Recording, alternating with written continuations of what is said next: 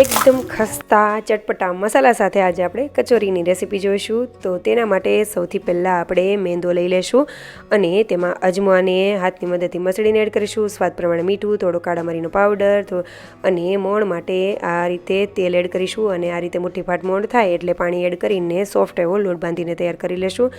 તેલ નાખીને કૂણવી લેશું। હવે મરચાંને ક્રશ કરી લેશું, આદું ખમણી લેશું અને ત્યારબાદ આ એક મિક્સર જારમાં આપણે ધાણા, વરિયાળી અને જીરુંને એડ કરીને રફલી ક્રશ કરી લેશું અને સાથે મેં ડુંગળી અને બટાકાને કરેલા છે। તેલ મૂકી દેશું એક પેનમાં, તેમાં જીરું અને હિંગ એડ કરીશું અને ત્યારબાદ જે ક્રશ કરેલો છે બધા પાવડર એ એડ કરી દેશું। એ સાતળાઈ જાય એટલે આદું મરચાં એડ કરી દેશું, ત્યારબાદ ડુંગળીને એડ કરી દેશું અને થોડો 3 ચમચી જેટલો ચણાનો લોટ એડ કરેલો છે, સૂકા મસાલા એડ કરી દેશું, સાથે ગરમ મસાલો પણ એડ કરેલો છે અને બધું સતળાઈ જાય એટલે આપણે બટાકા એડ કરીને મિક્સ કરી લેશું અને ખાંડ અને લીંબુ એડ કરીને ધાણાભાજી એડ કરીને રાખી દેશું।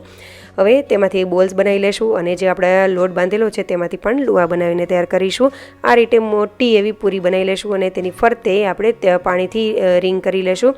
અંદર આપણે જે સ્ટફિંગ બનાવેલું છે તે એડ કરી દેશું બોલને અને તેને સરસ એવું પેક કરી લેશું।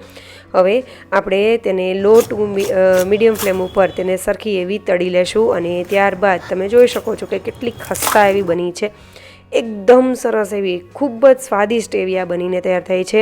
ઉપરથી લીલી ચટણી, ગળી ચટણી, દહીં, સેવ, ડુંગળી, કોથમરી એડ કરી દેશું અને તૈયાર છે આપણી ખસ્તા એવી કચોરી। બજારની ભૂલી જાઓ ને એટલી ટેસ્ટી બને છે, તો જરૂરથી રેસીપી ટ્રાય કરજો અને જો સારી લાગે તો લાઇક, શેર અને સબસ્ક્રાઈબ કરજો, ફોલો કરવાનું ભૂલતા નહીં। Thank you for watching.